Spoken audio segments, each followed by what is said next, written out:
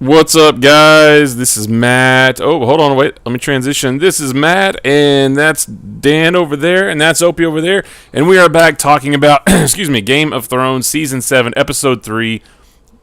We just watched it. Things happened. It was an exciting episode because stuff happened that we've been wanting to see for a long time, and we are going to go through it. Guys, what did you think before we start? It's like every time you get your hopes up. What? Lannister. Oh, versus yeah. hopes. We'll get to that.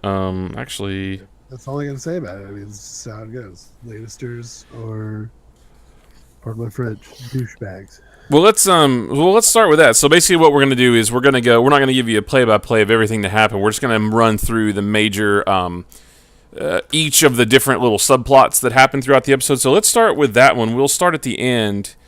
And again, spoilers. If you haven't watched the episode, you may want to go watch that first before you watch this, because we're going to talk spoilers. But yeah, so Dan, you brought up the Lannisters. So at the end of the episode, we've got we see the plan being executed of the army, not the Dothraki, the Unsullied. Thank you, the Unsullied, marching on Casterly Rock. We finally get to see Casterly Rock, kind of. And it's kind of a hard-fought battle for them, but Tyrion tells them about a way they can sneak in through the sewers and kind of get in behind everything, and they take Casterly Rock and nobody's there. You know, and I was thinking, oh, this is awesome. Casterly Rock's going down. The Lannisters going to take a big hit to their army, and nothing. There were like 6 or 7 guys shooting arrows. Right, and that was it. There's like 7 guys up on a platform shooting arrows. So yes, they were there as a decoy. Right, decoys, exactly. So while the Unsullied are doing that, Euron ships are sailing in, burning the Unsullied's ships, and then you have the majority of the Lannister army marching on Highgarden, taking over Grandma Tyrell's Would you explain house. to me where's the Tyrell army supposedly at? Because they were supposed to help the Dorne seize King's Landing for the longest time during Tyrion's plan. So they must have had an army at some point. So are they at King's Landing, or was their army so small that Jaime just marched right over them and crushed them? Or I don't even know what that whole point was of the Tyrells being part of the siege of King's Landing now, because they can't put up a fight to save their lives. Nope. I mean, they just killed a bunch of them. That's just the way it was. That's the thing is, like, what did they have? Like 12 dudes in their army? I mean, there were. It really doesn't say that much about it. There were some of the army was there because you saw all the dead soldiers. No, that's fine. What I'm saying is that they made such a big deal about the Tyrells and the Dorne seizing King's Landing and locking it off from everybody. Yet we go to a scene of the Lannisters marching 10,000 troops towards their castle. So this army of the Tyrells that was supposed to lay siege to either had like 200 dudes and that was it, or they were the wimpiest army in the world, or they're not there and they're gone somewhere. So it's I don't know what's up with that. So Lou just chimed in, and I think this too. I think the majority is near King's Landing. They may be. That's what I was so thinking. I think they are marching on King's Landing with the Dorne. They weren't supposed to march yet because Dorne didn't know about it until Ilaria got back to get Dorne to march, and she never made it home. Whoa. Well, maybe they are on their way to King's Landing and they're just going to hang out about a mile out until the Dorne army. They're just going to go to the bar. They're going to chill, relax a little, and then when the Dorne get there, they walk out and say, "Like, oh wait, we're seizing you." Well, that's a good question, and we'll probably find out. But the big thing about that scene was the few minutes that Jaime and Grandma Tyrell were talking. Alina Tyrell were talking, and so basically what happened was he sat 2 drinks down in front of her. He told her about how they fought, how her army fought. There was a bunch of back and forth, but basically he said he told her how she was gonna die. He put a little poison in her drink, and she drank it. And then she told Jaime about Joffrey dying. And that triggered something to me that I had forgotten that Cersei, and I guess Jaime, still think that it was Tyrion and Sansa who poisoned Joffrey. No, I had thought they knew that a long time ago. Yeah, I thought it was like... I thought Jaime was doing the same thing to her that was done to Joffrey. I did too. Like, he was like, I'm going to give you the poison they gave my son. And then when she starts talking, she's like, I don't want to die like your son. And then I'm thinking like, oh, he's got you. He knows that you did it. And then she says that, and I'm like, wait, he still didn't know that she didn't do it. I was like, is that still hidden information? Lou said she gave him the shut up juice. Shut up. Yeah, so I had to completely even forgotten about that, because what was that, season 4, I think they said, afterwards? Yeah. So, and the look on his face, I thought he was going to stab her with his sword. But, so yeah, she says that, make sure Cersei knows. I want her to know it was me. Yeah. So Grandma Tyrell is dead. Well, the Tyrells are now gone. They're done. And,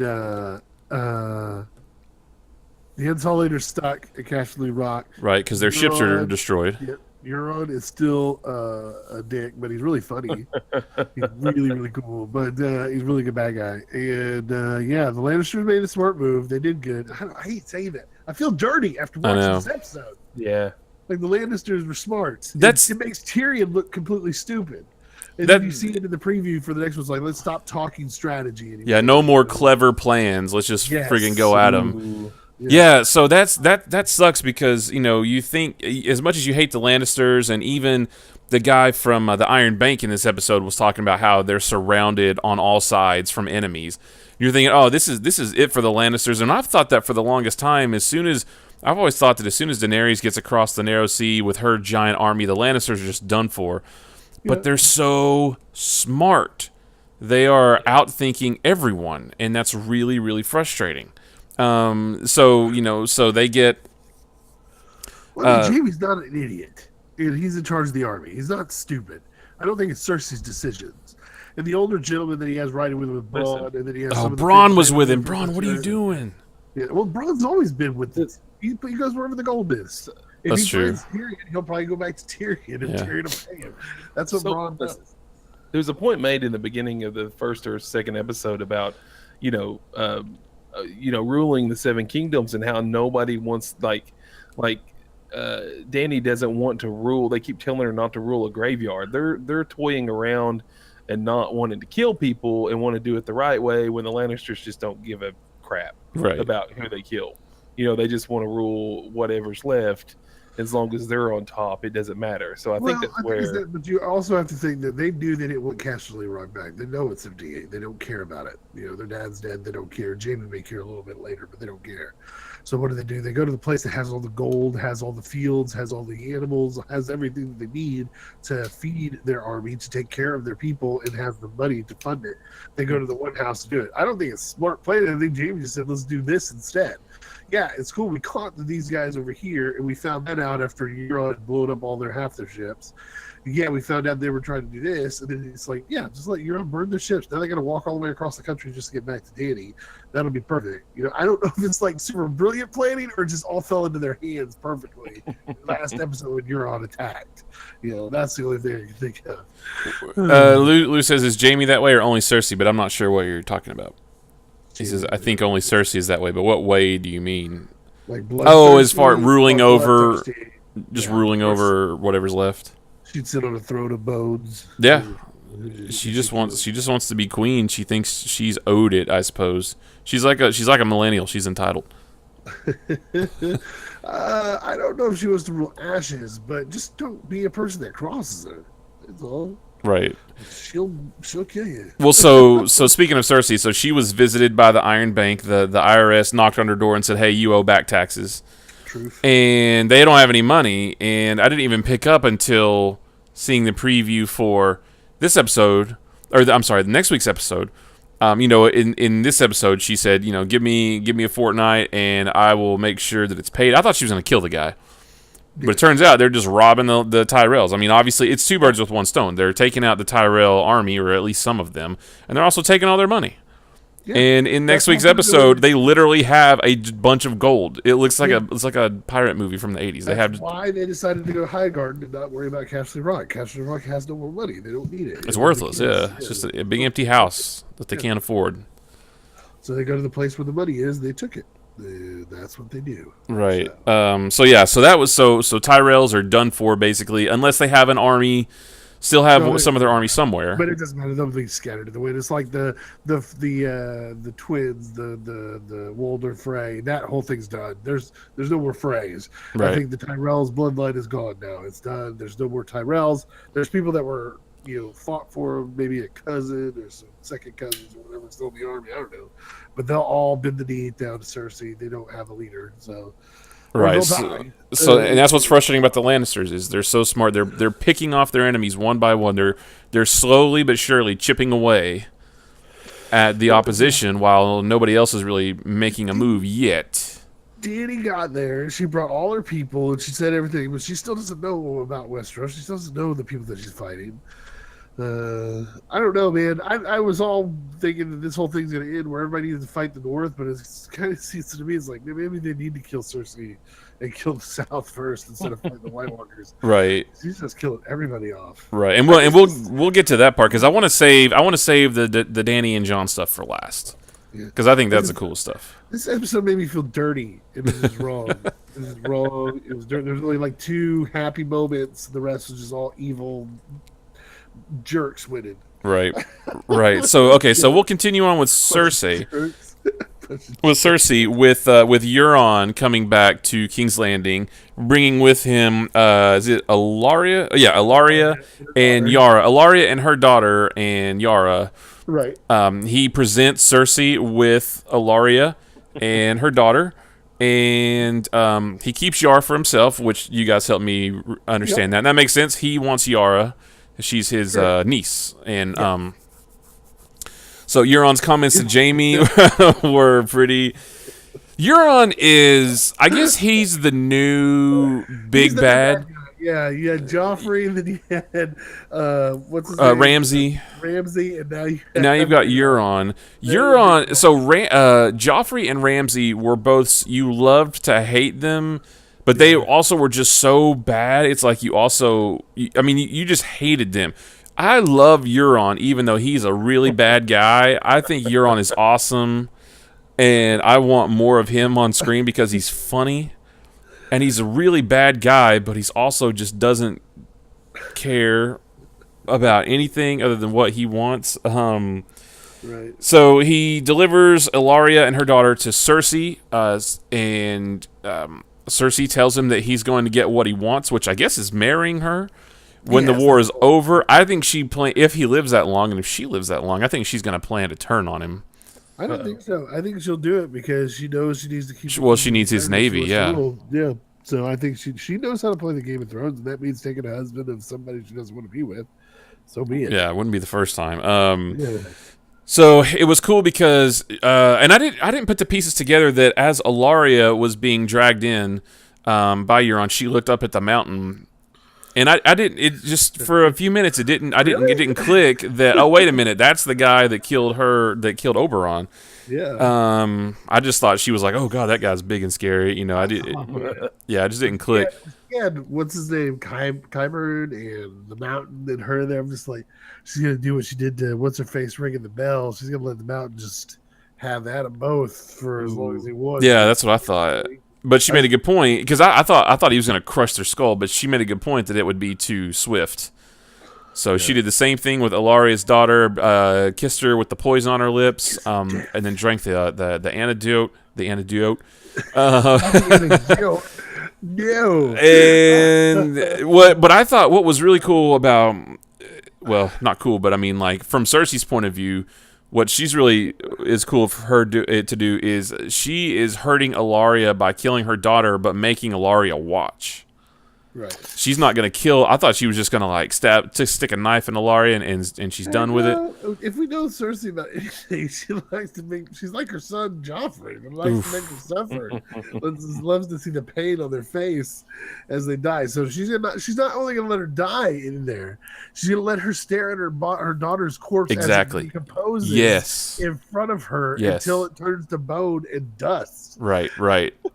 She said if you choose not to eat, we'll force food down your throat. We're gonna have the guards change the torches every few hours, so you don't miss anything. Watch this whole thing all the way through. So let me ask you guys this: do you guys think that we'll actually see that play out, or are we done with Ilaria? I think Ilaria's gonna. I don't know. I mean, Ilaria may kill herself. Who knows? They may finally break out of King's Earth. The story gets turned like the end of next season, and they get Ilaria out. Who knows how it's gonna end now? I don't know. Maybe it's gonna be Cersei wins everything, and we're all gonna hate the show at the end. And she marries the Night King, and the White Walkers and Cersei dominate Westeros. Wow! Totally called it. Cersei. Ooh, what if the Night King kills Cersei and turns her into a White Walker? That's okay. What if Cersei takes the Night King as a husband? Euron will burn the Night King because he was the taker. Lou, are you saying you don't think so? That you don't think that we're done with Ilaria? I mean, surely to goodness, we're going to see the result of that at some point. The amount of time they have not used Dorne in any way, shape, or form, which has got a lot of the book readers worried about it and all that stuff. They're not going to do anything else with Dorne.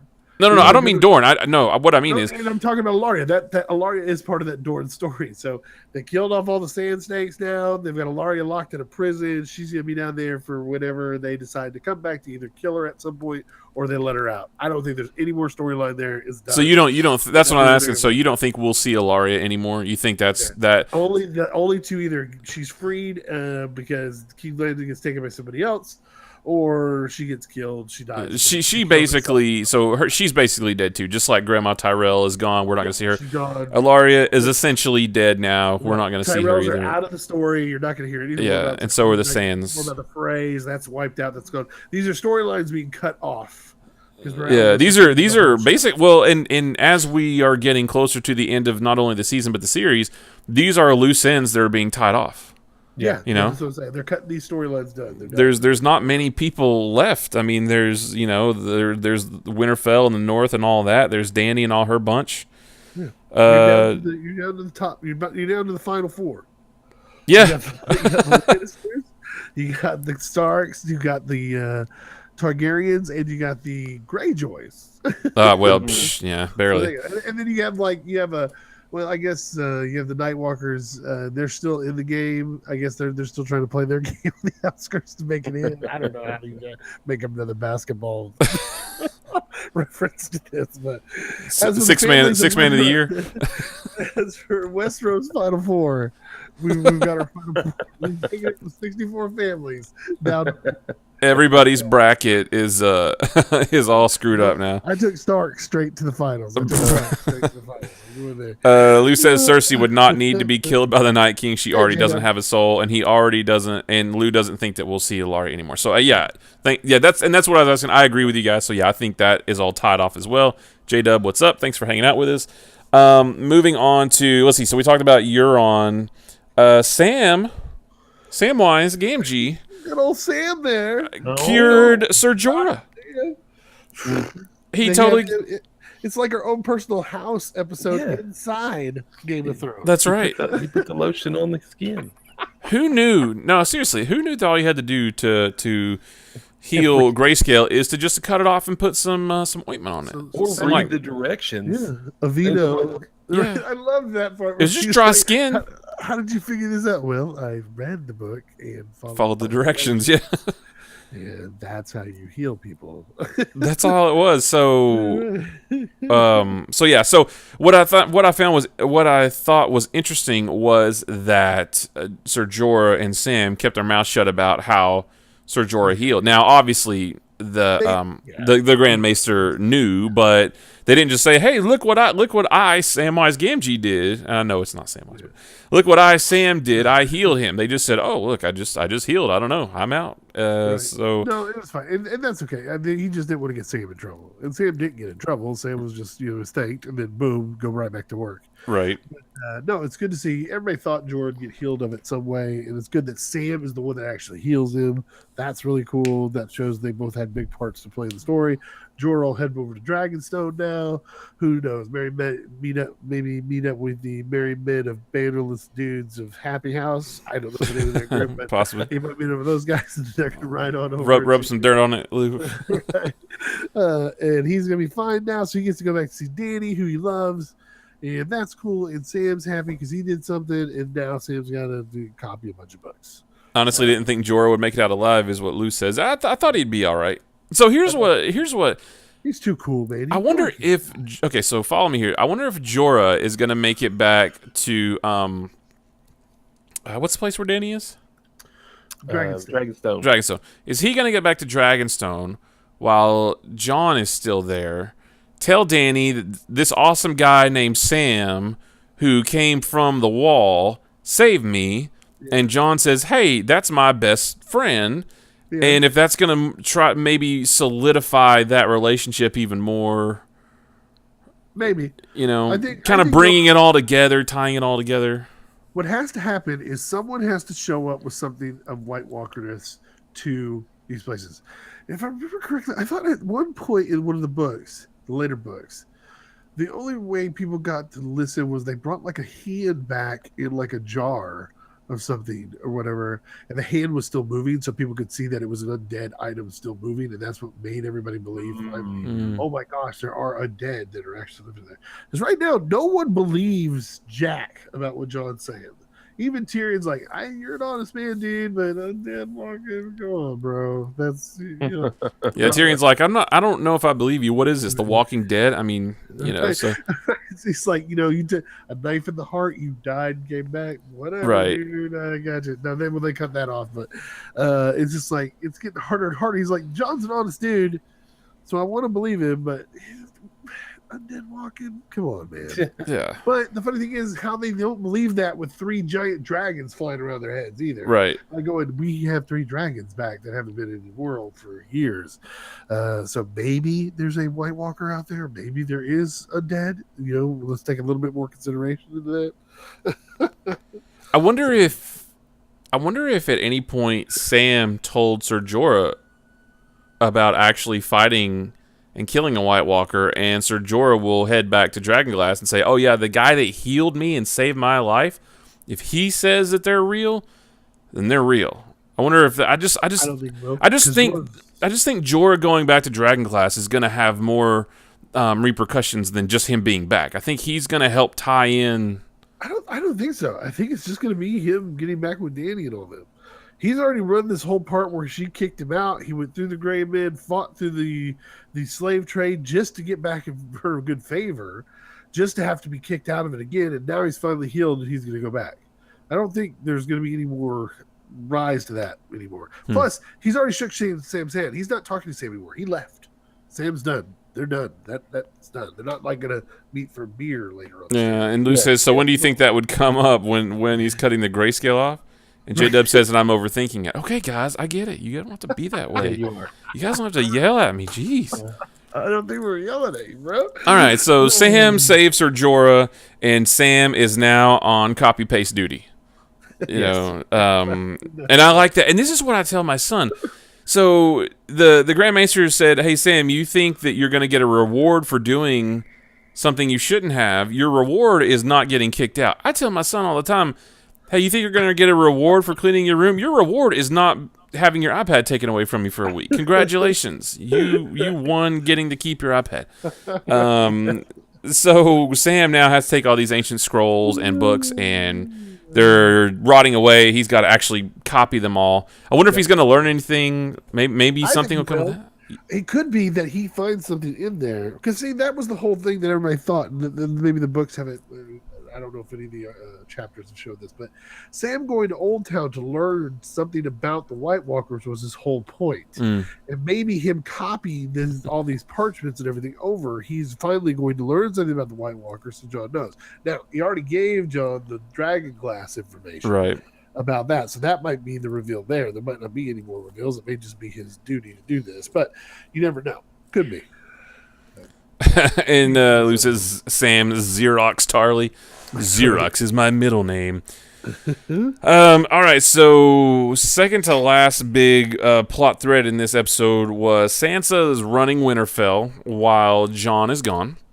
Right. She's making sure that Leather's getting put on armor. She's talking about how to feed everybody for the winter. Yeah, she's doing great. I mean, she's a good leader. She's talking about how to shore up grain to feed everybody for however long the winter's going to last. She says, she's going to make them find out how long the longest winter was, all that kind of stuff. And then Littlefinger does his little fingerness and tells her to always be prepared for anything, expect everything. In every direction. Yeah, expect everything, and that way you'll never be surprised. And then Bran shows up. Boom, front door. Which I think is a pretty big revelation, because I think we talked about it last week. I think that's how the whole R plus L equals J thing is going to come out into the open. Right, because Bran knows what happened. Because Bran knows what happened. He saw it, and then he even said in a part where he was talking to Sansa, she says, Jon is away, and he says, I wish he were here. I need to talk to him. Well, yeah, I bet you do. It's like, hey, guess what? Guess who your real dad is? I just love it. I love when the Starks get back. Like when Sansa and Jon saw each other and hugged each other, it was really meaningful. Brother and sister getting together. Same with Bran and Sansa. Just like, we're rulers, but you're my brother, and you're finally here. This is awesome, and I'm so happy you're here. Right. Then they go to the Godswood, and she leaves them sitting in the cell. Yeah. And how did he get there? There was his little cart wasn't out there anywhere, How he got out there. But they're having a discussion. He's telling her, he's like, no, I'm the three-eyed raven. There's a dead coming, and she's going, coo, coo, coo. Yeah, no. He says, well, I can't be the ruler of anything, because she says that now that he's back, he's the ruler. He says, I can't be the ruler of Winterfell. I'm the three-eyed raven. And she said exactly what we would all say, and that's, I don't know what that means. Right. What? I don't even know what that is. That's what I get from this episode. John's in front of Daenerys going, there is a guy made of ice that's turned him dead alive and bringing him towards the wall right now. And you can ask my brother, who is the three-eyed raven now, right, that goes into the future and the past, and has seen it all. And he influences the past. You guys, you Starks, are all kind of crazy. Starks are Northerners, am I right? You guys have been drinking a little too much up there in the north, a little gone in the head. So there's nobody that every one of these stories that have come up, I can see why everyone's just staring at him like, okay, all right. And that sucks for them, because they have been through a lot. They've been through probably more crazy stuff. I mean, everybody's been through their stuff, but the Starks, Jon and Bran, they've been through more crazy things, and they've seen and done more outlandish, outworldish things than anybody. Right. So nothing really came of of Bran and Sansa's meeting in this episode. They just talked a little bit. She doesn't know what he's talking about, and she left him in the snow. Was the best part is like, let's get inside. It's cold out here. It's fine. He'll just. She's like, "Don't worry, you're the three-eyed raven." Yeah, he'll just warg Sansa and make her carry him.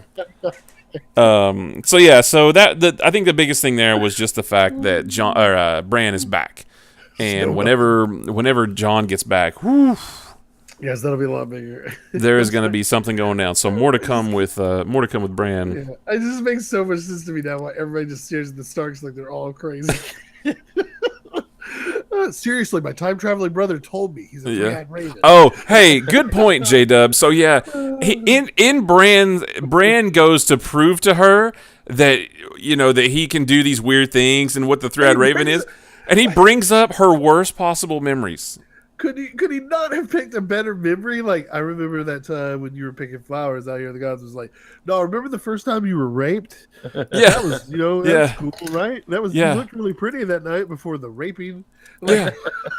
Remember that night that you didn't want to get married to a complete monster, but yet you did anyway, and you paid dearly for it? Yeah, remember that? I saw it. I saw it. Told you I was a three-eyed raven. Yeah. Undead are coming, just saying. Yeah. Oh, by the way, we're all going to die because of the White Walkers. Yeah. Good point. That's why she left him in the snow, and he deserved it. Right, that's why she just walked away. Just because you're the three-eyed raven doesn't mean you can be a dick like that. Exactly. So Bran's back.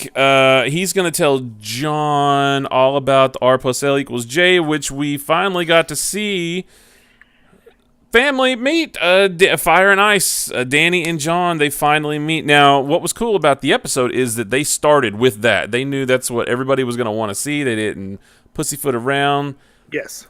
Bam. Very start of the episode. John's walking up the beach, meeting Danny. Now, what was cool, what I liked is Melisandre is on top of the castle looking down, and she says, I brought fire and ice together. Right. And I wonder if that has anything to do with the title, A Song of Ice and Fire. It could just be coincidence, probably. I gotta go into a loose head. Sansa walks off. Bet you didn't see that coming, Bran. Where's your three-eyed raven powers now? I'm gonna leave you. Like I said, he'll warg her. That's right. That was awesome. Anyways, yes. No, so just like I brought fire and ice together. I wonder, does that mean anything to anyone in this story? It's weird. It's weird because she said that, and that's also the name of the book. But that's the first book. Yeah, it is a coincidence. The other thing is, yeah, she did not go back down there because Jon Snow had said, "Next time I see you, I will kill you." That's right. So she was like, you know what? I'm going to stay on the throne room for now. You know, I told you guys to talk to Jon, ask him what happened. And that would just remind me. That was because he found out what she did to Stannis' daughter. Yes, burned her at the stake, or convinced them. Okay, what's her name? Mary, Merle, Samsonite, Marjorie, yeah. So that's and Sir Davos isn't going to want to see her. John's not going to want to see her. So she's staying on the roof. But Varys and her have a nice little conversation. Like Varys is like, you know what you need to do? You need to pack your bags and go across the sea. That'd be really good for you right about now. And she's like, no, I'll need to come back. This is where I die. And you too. Oh, so what has she seen? I don't know, but they're both threatening each other. That's kind of cool. And but help me out with that. Has she seen something, or is she just? Oh, I don't know. I think she's probably seen where she's supposed to die, and I guess it's in Westeros, not across the sea. Yeah. So we'll see. Whether she plays any more role in the story or not, we will find out. Shireen, thank you, Lou. That was the daughter's name. Yes. Yeah. Shireen. So poor little lady. So John and Danny meet, and Danny says, hey, thanks for coming. Are you ready to bend the knee? He says, no. I don't know you. Your ancestors killed my ancestors. I don't remember who did what, basically, but but he did ask for her help. Essentially, we got around to asking her for he asked Tyrion for the dragon glass. Who asked Danny? He pretty much tells her, he's like, listen, I don't know you. Okay, and I don't answer for what my ancestors did to your ancestors, and you're trying to bring up all this past that he bent the knee because of blah blah blah. I don't know them. They don't know you. You don't know me. We're just kids. I don't know you. We're trying to figure things out and get things straight in a world of craziness. All I can tell you is that the undead are coming with the Night Walkers and my three-eyed raven brother who can see the past. No, I'm just kidding. Just kidding. The story's really crazy again. He showed up in a DeLorean. Right. He's outside. I got stabbed in the heart, came back to life. I got stabbed 13 times. Again, another great line to put in there. Not only are the White Walkers, I would know because I died because all of my men killed me, and then I came back to life. Right. No, but they have their little quirk there where she's like, no, you need to bow to me. It's a whole dominance play. EP, hey, I got a castle, you got a castle. Let's who's gonna bend the knee to what? Because nobody wants to do the other thing. And John's just kind of like, dude, nobody listens to me about the undead coming. Right. This is at all ever. And then Davos kind of steps in and is like, hey, this kid's been through a lot after we go through an hour and a half of Danny's titles. Right. Well, that was great. So she Melisandre read off all the titles, and then Sir Davos said, this is Jon Snow. King of the North. Yeah, he has a castle, he has like one time. But what I loved seeing in this episode is what I think we talked about it last week, and we have said it for a long time on these shows, is that everybody's bickering about who's going to get the Iron Throne. Meanwhile, the real threat is the White Walkers coming, and he said that very thing. He said, "You are going to be ruler of ashes. We are all going to be dead." if we don't, this is. But he basically said this is not the squabble over the Iron Throne is not the real threat. The real threat is to the north of the Wall. He just laid it out there, and I loved hearing him say that. Everybody's still playing court. Everybody's still playing the titles, blah blah blah, blah blah blah. And I'm so and so, la di da di da. And it's like, who cares? There's a bunch of undead that are about to kill you. Right. Shut up. Right. Just let me have your dragon glass. We'll deal with the crap later between us. We're all going to be dead if we don't take care of this. What I did, yeah, because I really thought he was going to say, she was going to. Danny said something about her having a rightful claim to the throne. I really thought he was going to say, "Listen, I don't care who's on the Iron Throne. I really don't." I thought he would say, "I don't like Cersei, and I don't want her on the throne. But if it's you, I don't care." Well, he does say that. He says he doesn't like Cersei at some point. Right. No. But I just thought he would say to Danny that I don't care if you're on the Iron Throne or not. All I care about is taking care of the White Walkers. I don't think, again, he was worried about that as much. He's like, listen, you're a queen of your people that came over here just now. I'm a king of my people. They made me king of the North. I'm here to protect my people. That's what I'm doing. And people don't understand the threat that's coming. And nobody will listen to me, because my story is so fantastic. Right, that's true. So, but it's just like, and then finally Tyrion is the one that says, hey, let him have the dragon glass. That's all he wants. This will look really good on your side. Jon is a really good guy still. I trust him, even though his story's kind of woohoo, kind of crazy. I still trust him. I think he's really cool. Let him have the dragon glass at least. That shows good faith on your side. Luce says having the view of Bastard gives him the understanding, the pomp and circumstance of the squabbles compared to the White Walkers. Right. He doesn't care about the pomp and circumstance at all. Because he's never had to, no, he's really not ever had to deal with it. Even when he was with his father, he always had to sit at the table away, not up in front with his real children or whatever. So he's never had to deal with that crap at all. And he still doesn't want to be a leader. That's the thing. Right. Tells all he wants to do is freaking kill the Night King. That's... And he's like, well, I'm good at this and blah blah. And she's like, are you happy about what you're good at? And he's like, not really, because he's just really good at killing. He's good at killing people. Yeah, he's good at swordplay and fighting, and and he doesn't want to be good at that. He doesn't want to be that guy. But let me ask you this: why do you think he didn't go ahead and bend the knee? Because again, like we said, he doesn't care. Because he doesn't also want to. I don't think he is fighting for the North. So he's not going to go bend the knee to somebody else down there until after all this White Walker stuff is done, and then something gets decided there. It's not about the pomp and circumstance of, I bent the knee, now I'm so subjective to you. Because what he does is, if he bends the knee, and then she's like, well, you bring your men down here, we're going to fight against Cersei. You're going to honor to me now. You're my men. You're my guys. So I want you all to do this now. He basically loses completely. He loses the ability to call the shots for his people. Correct. That's a good point. And so he's just like, nope, I'm not doing that. I'm trying to be friends with you and allies, and we can talk about bending the knee afterwards. But right now, we got a lot of problems around us that don't deal with bending the knee. Right. So Danny agrees to give him, after talking to Tyrion. And Tyrion makes a good point. He's like, listen, he doesn't know you. You got to give him something. And I love it. Tyrion said, he needs dragon glass. Just give it to him. You didn't even know it was here. You don't care. He didn't even care about the obsidian. It's fine. Yeah. Just let it go.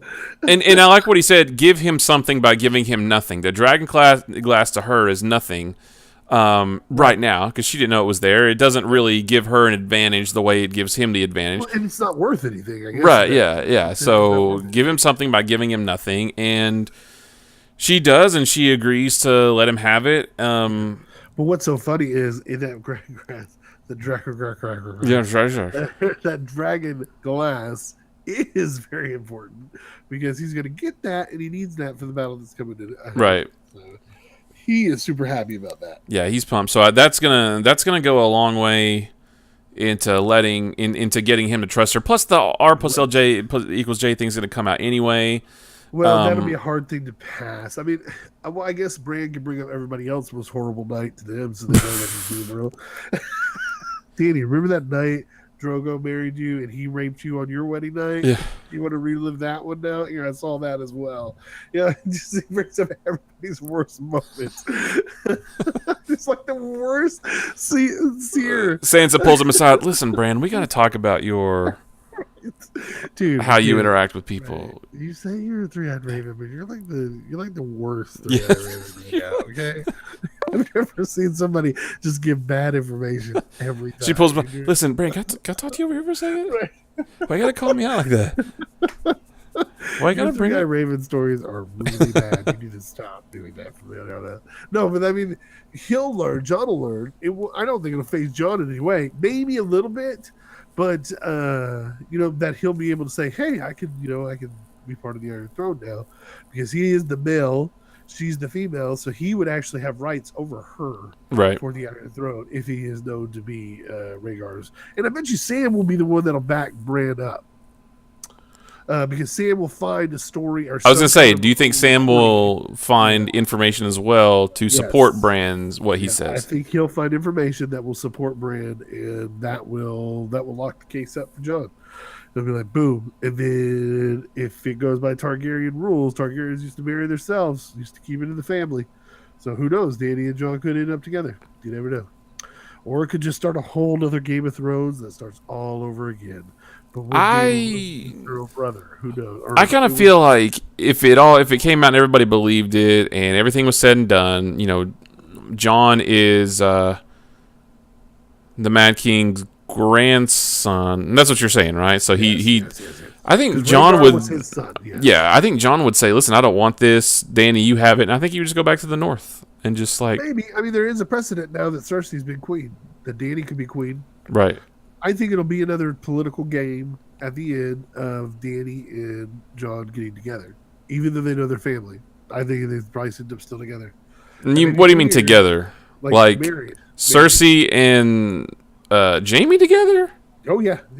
Like I said, the Targaryens in the past, up to the last 300, 400 years, married each other. They love to keep their bloodline pure, so they would only marry in the family, and they only changed that due to the fact that the Maesters had come out and said, hey guys, come over here for a second. Yeah. That doesn't look really good in front of everybody. It's kind of creepy. Yeah. Shouldn't be married. Lou says John is a bastard twice over. Right. So you never know. It could end that way, where they marry and they rule the kingdom together. I don't think that's gonna happen. You don't know that. That could exactly be what happens. I don't think because how you think Dany is the type of person who's gonna be like, oh well, he's my nephew. Cool, I'll let him have the crown. I mean, I just brought 40,000 troops across the sea with 3 dragons, but hey, John's my older brother or my nephew, and he's a male, so he automatically gets the throne. No, I mean, I don't think they'll wind up together because I think he'll willingly give it up to Dany. Like he'll just say, I don't want this. You do it. Hey, I'm heading back north. You'll still have to take a husband. Well, yeah, she will. Dany will. Stuff, but we'll see. Listen, man. Oh, what about Dany finally? Ser Jorah. He finally gets Dany. Redemption for his family too, because he was caught poaching, and he ends up coming back, and he's rectified everything, and his family's all dead, and his house becomes brought back because he marries the queen, and that'll fix it. Yeah, it's like, why won't you love me? And she finally does. Aw, Ser Jorah, you're finally gonna get a happy ending. The Starks are still in the basement. Like, listen, seriously, he goes to the past and the future. He's seen it all, and then I have fought undead, and I died, and it came back to life. They're all like, still, guys, we don't believe you. No. Even after everything's said and done, even after the White Walker battle is over and the humans stand victorious, no, John, no, there's no way. That's not true. Bran's not a 3-eyed raven. He's just a crippled kid with broken legs. Okay, I'm tired of you guys making up stories about yourselves. We got to live in the real world. Even when his eyes go white, he wargs somebody and he shows them the vision. Like, nope, that was bad ale. Bran just likes to tell everybody about their bad moments in their life. That's all Bran likes to do. We're really getting tired of it. But yeah, so that was the thing I thought was coolest in this episode. Was just Dany and John getting together, and it looks like they'll be together next week too. Next week is interesting because I wonder, Dany says that the time for clever plans is over, and I think she's saying that with John around, so I wonder if she's going to make him bring his people down or something like that, or she's... I think she gets mad. I think the last scene was her flying on her dragon. Ooh. So I think she's going to... Oh, you know what? You're right, because on HBO Now, in the thumbnail for the sneak peek of next episode, it shows a dragon and she's on top of it. that would be what happens. Yeah, that's in the thumbnail for next week's trailer. Yep, she's gonna go off, crush somebody. Yeah, because she did want to take the dragons out and destroy Euron's fleet, which I guess she could do. I mean, I know these dragons. Oh, when Jon and Davos were walking up to Dragon Glass and the dragons buzzed the tower. That was pretty good. I love it. Oh, and they hit the deck and Melisandre's behind him, just like, yeah, that's it happens, as you know. That's how we do things around here. Right. Would she have gotten word to Grandma Tyrell about what? How hard did she? Yeah, what? Word about what? But yeah, so I think we're gonna get more Dany. She have gotten word of Grandma Tyrell. Probably Jon will still be there because they're mining the depths right now for the Dragon Glass. So Jon's still there. He'll be there for a while, probably while they mine it out, and then they'll hear about the Tyrells falling. She already knows that Valeria has been picked off. She knows that her Unsullied's stuck in Casterly Rock because she'll hear about that, and that is what's going to tick her off. She's finally going to hit a breaking point and be like, "That's it, no more fancy stories. Get my dragons, put the saddle on, so I'm riding in." And we're going to go burn something down. Now, I think it's going to be just Dany on her dragons, and they're just going to go and burn something to the ground.